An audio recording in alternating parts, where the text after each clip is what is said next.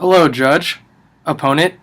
I would like to start by first addressing the issue that my opponent brought up about my specification of the resolution to revenge pornography. He said that it was not specific to the internet and that it was not applicable and it was not good enough and that we should drop it. But in fact, he decided to drop my reasoning and the motivation behind my choice in revenge pornography, and that was to focus in on a specific part to increase the education of this debate and actually make this debate substantive instead of getting off topic onto pointless things, as my opponent did in his speech when he went on a spiel for about 3 minutes about jail and nothing to do with pornography. So I rebut his statement saying that the revenge pornography is not worth its time. I say it is, because it helps to increase the education of this debate and gives us something to debate about on topic, unlike my opponent did.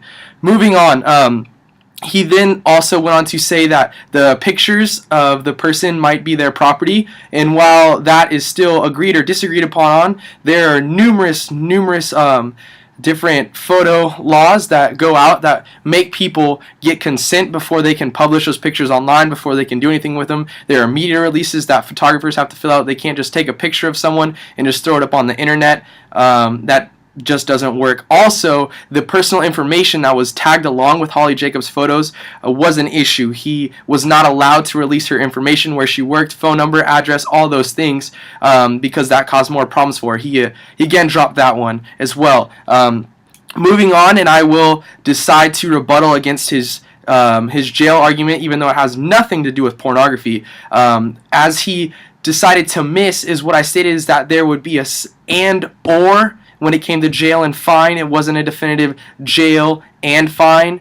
There's an and or there, so most of the people would get fined because, yes, we do not want to overcrowd prisons, but this is a federal case, so he'd be sent to federal prison, which is a lot better than state prison. All the information he was getting was probably from state prisons, which are bad quality, but federal prisons are actually considered to be very nice places where there's Wi-Fi and all kinds of teachings.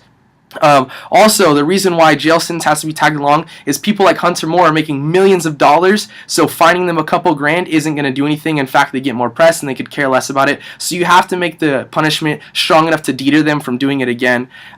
You can't just slap a fine to someone who's making millions of dollars and expect them to stop.